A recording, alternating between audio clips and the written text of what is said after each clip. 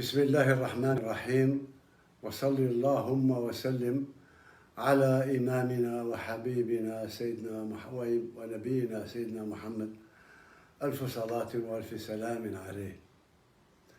أيتها المواطنات، أيها المواطنون الأعزاء، كما تعلمون منذ ما يقرب شهرين أخذت إلى الخارج على جناح السرعة لما كان قد أصابني من وباء كورونا. اليوم الحمد لله بفضل الله عز وجل وعيانته ولطفه في القضاء والقدر، وبفضل كذلك أطبائنا في المستشفى العسكري والأطباء الألمان، الحمد لله طريق تعافي بدأت فيه. ربما يأخذ أسبوع أسبوعين وثلاثة أسابيع أخرى، ولكن إن شاء الله سأسترجع كل قواي البدنية. بعدي عن الوطن ليس معناه نسيان الوطن، فأنا أتابع يوميا إن لم أقل ساعة بساعة كل ما يجري في الوطن، وعند الضرورة أسدي تعليمات إلى الرئاسة. فبالنسبة للمسار الذي سطرناه مع بعض، ترى الحملة الانتخابية، واليوم رانا في نهار يوم بعد ما مرت سنة على انتخابي، وأشكركم مرة أخرى على هذا. إذن بالنسبة للانتخابات طلبت من الرئاسة أن يروا يشوفوا مع اللجنة هذه مكلفة بالانتخابات بتحرير قانون الانتخابات الجديد، وباش يكون واجد في أقرب وقت. أتمنى 10 أيام ولا 15 يوم، ولكن في أقرب وقت باش ننطلق في العملية التي تأتي بعد الدستور.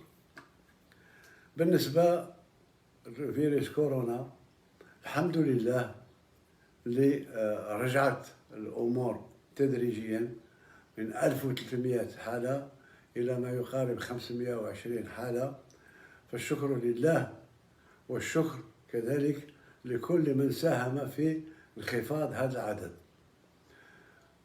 بالنسبة للحياة الاقتصادية، أعتقد أن الأمور ماشية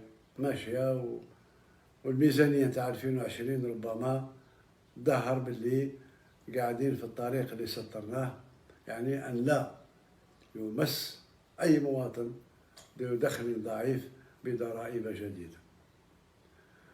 بالنسبة للأوضاع السياسية في المنطقة، فالجزائر قوية وأقوى من كل ما يظنه البعض.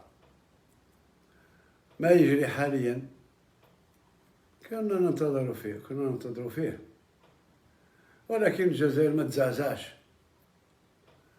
ولا ناخذ مرة أخرى مقولة أو قول ولي الله الصالح سيدي عبد الرحمن الثعالبي: إن الجزائر في أحوالها عجب، ولا يدوم فيها للناس مكروه، ما حل بها عسر أو ضاق متسع إلا ويسر من الله يتلوه. بالنسبة للدخول المدرسي والدخول الجامعي، الحمد لله. أوصي فقط مرة أخرى، بالأخص بعد سقوط الثلوج والأمطار والبرد، أوصي السيد وزير الداخلية والولاة على تطبيق حرفي لما اتفقنا عليه بالنسبة لمناطق الضرب، وبالأخص بالنسبة للوجبات السخونة والنقل المدرسي. في الختام،